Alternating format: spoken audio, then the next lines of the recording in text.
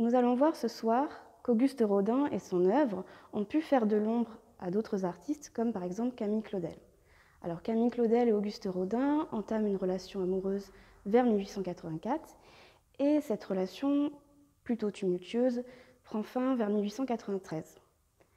À cette époque, il est très difficile pour une femme d'être une artiste, et encore plus dans le domaine de la sculpture, et ces difficultés vont alimenter les pensées négatives de Camille Claudel.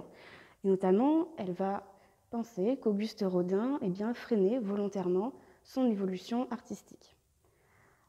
Alors, au contraire, Auguste Rodin l'a soutenue à de multiples reprises, notamment en 1895, donc 2 ans après leur rupture. Il va écrire à un ami journaliste ces mots « Faites quelque chose pour cette femme de génie.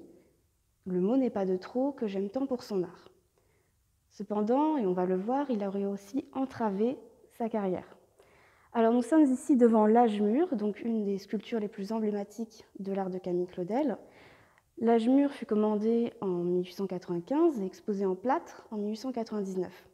Cette même année, un bon de commande a été rédigé pour une version en bronze de cette sculpture, mais le bronze ne va jamais être commandé et ce bon de commande va être purement et simplement annulé dans des conditions plutôt obscures, sans motif apparent, par le directeur des Beaux-Arts de l'époque. Et Camille Claudel va juger Auguste Rodin comme responsable de cette annulation. Alors pourquoi Auguste Rodin aurait empêché une version en bronze de cette sculpture ? Eh bien, selon certains, il aurait eu tout intérêt à garder dans le domaine privé cette sculpture que Camille Claudel, elle, voulait rendre publique.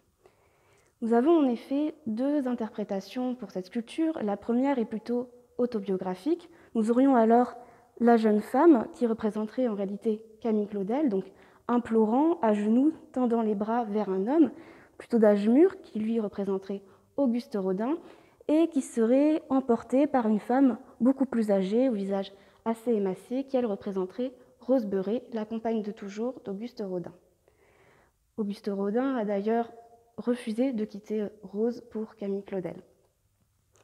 Il y a aussi une seconde lecture pour cette œuvre, une lecture plutôt allégorique où on aurait tout simplement les 3 âges de la vie, avec la jeunesse à droite, au centre l'âge mûr et enfin la vieillesse à gauche. Finalement, Camille Claudel sera internée dans un asile en 1913 et elle mourra en 1943 dans la plus grande solitude. Et aujourd'hui, au musée Rodin, on expose au centre de cette salle cette sculpture qui aurait pu rester dans l'ombre.